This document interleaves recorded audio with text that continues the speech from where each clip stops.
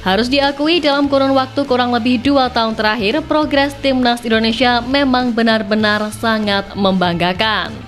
Dalam hal ini, prestasi tim nasional mampu mencakup berbagai jenjang, mulai dari senior sampai ke kelompok umur. Tentu saja ini bisa terjadi berkat sinergi yang kuat antara pihak-pihak terkait dengan Ketua Umum PSSI sekarang, yakni Erick Thohir. Dan memang seharusnya kita sangat bangga punya Ketua Umum PSSI seperti beliau. Sebab selain melakukan perbaikan dari sisi tim nasional, beliau saat ini juga sedang sebaik mungkin membenahi internal sepak bola Indonesia. Mulai dari infrastruktur, wasit, pembinaan, liga, dan yang pasti membuat sepak bola wanita lebih terurus dan lain sebagainya. Intinya apa yang dilakukan oleh Pak Erick dan jajarannya sangat luar biasa. Berbanding terbalik dengan apa yang dialami oleh negara serumpun kita, Malaysia. Mereka malah harus kehilangan manajer timnas mudanya usai hasil buruk yang ditoreh di kualifikasi Piala Asia U17 beberapa waktu lalu. Timnas Malaysia U17 tergabung di grup H bersama Uni Emirat Arab, Laos, dan Lebanon, dan harus memulai kiprah tak meyakinkan sejak awal dengan dibekuk UEA dengan skor 0-2. Penampilan Harimau Malaya Muda bukannya lebih baik di laga kedua, justru semakin memperlihatkan betapa bapuknya mereka. Menghadapi Laos selaku tuan rumah di Stadion Nasional Laos, Vientiane pada Minggu 27 Oktober lalu, Malaysia tidak bisa menang dan hanya mampu mengamankan 1 poin di laga ini.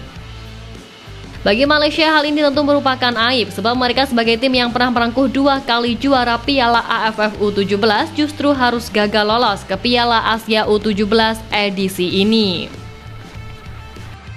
Karena hal ini, manajer timnas U17 Christopher Raj merasa momen ini merupakan waktu yang tepat baginya untuk meletakkan jabatan manajer tim dan memberikannya ke orang baru.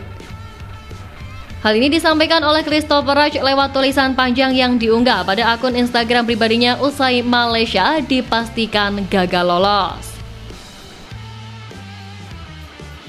Kabar ini ternyata tak mengejutkan publik Malaysia, mengingat sebelumnya Christopher Raj memang sesumbar akan mundur dari jabatan jika gagal di kualifikasi Piala Asia U17 ini.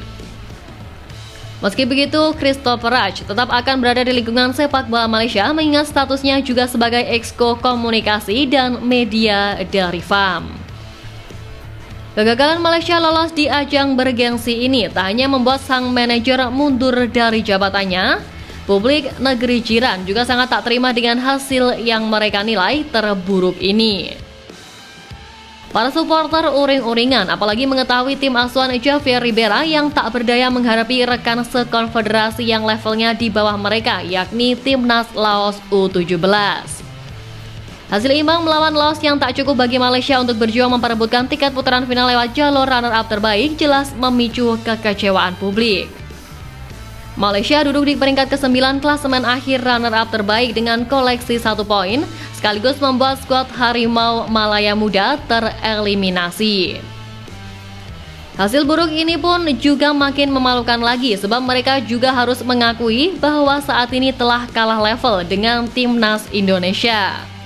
Jika dibandingkan prestasi sepak bola Malaysia memang tidaklah sebaik dengan apa yang diperlihatkan skuad Garuda, bahkan bisa dibilang masih kalah jauh. Bukan hanya dari segi capaian saja, dalam hal permainan hingga komposisi skuad, Malaysia tampak sudah kalah kelas.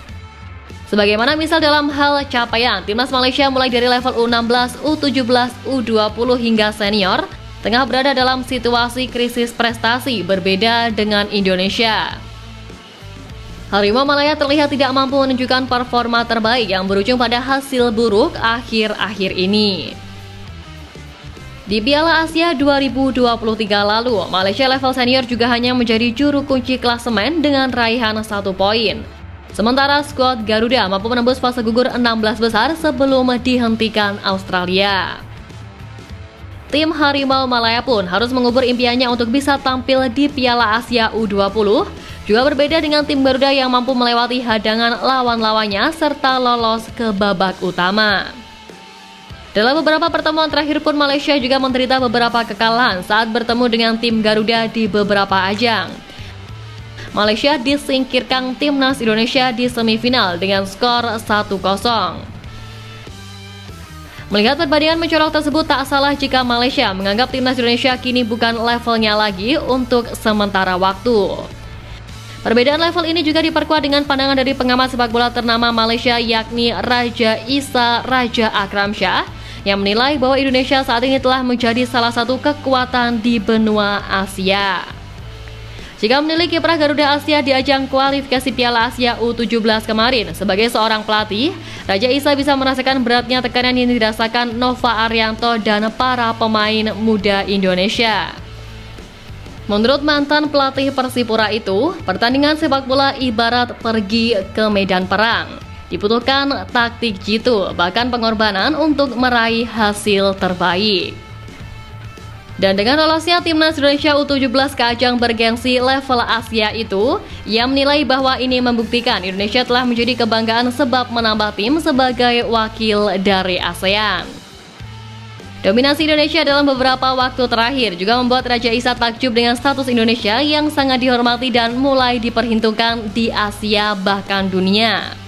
Baginya, perjalanan tim Garuda yang sedang berjuang di ronde ketiga kualifikasi Piala Dunia 2026 tak hanya jadi kebanggaan rakyat Indonesia, tapi juga publik di kawasan ASEAN.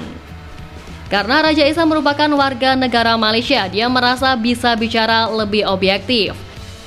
Apalagi Raja Isa yang pernah menjelajahi sepak bola Indonesia, Bangladesh hingga Afrika, ia pun bisa merasakan dan membandingkan di tataran mana sepak bola ASEAN dibandingkan kawasan lain di Asia, bahkan di benua Afrika.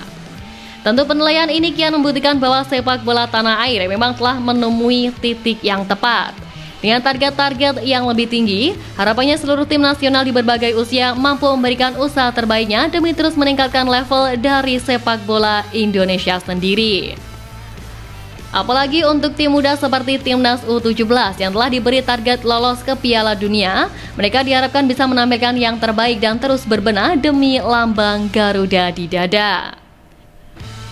Turun sebagai wakil dari Asia Tenggara dengan dua tim lain, yakni Thailand U17 dan Vietnam U17, ketiga wakil Asia Tenggara itu akan bergabung dengan 13 tim peserta lain termasuk tuan rumah Arab Saudi.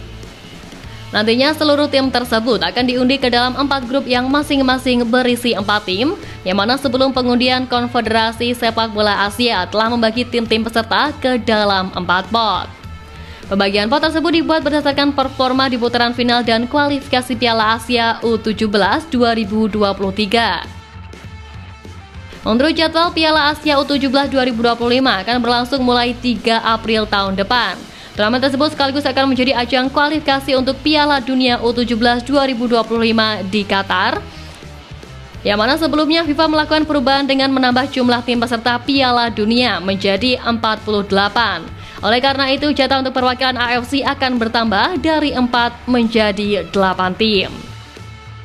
8 tim teratas dari Piala Asia U17 akan lolos ke ajang bergengsi dunia level umur itu sebagai perwakilan AFC. Artinya setengah dari 16 tim peserta di Piala Asia U17 akan lolos ke Piala Dunia U17. Dengan kata lain juga, peluang Indonesia untuk lolos ke Piala Dunia adalah sebesar 50%. Maka dari itu, semangat Garuda!